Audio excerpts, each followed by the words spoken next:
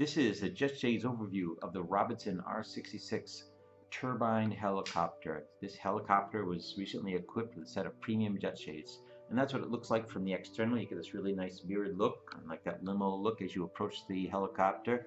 And this helicopter has premium package in it, but we've specially equipped it to show you the difference between the premium and the standard high visibility shades.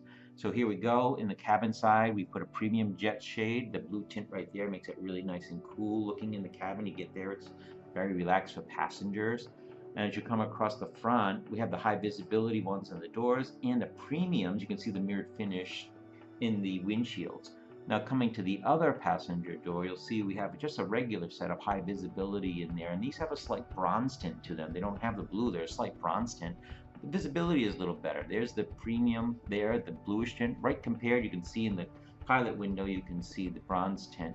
And up atop of the windshield, the standard bronze tint high visibility is on the pilot side, the right side, and the premium is on the left side. And there's the specs. The high visibilities block 82% heat, premium 94% heat, and 70% on the glare for standard. Well, we get up to greater than 80% to glare on the premium. And closing the door here, and on the outside, you'll see again what your helicopter will look like.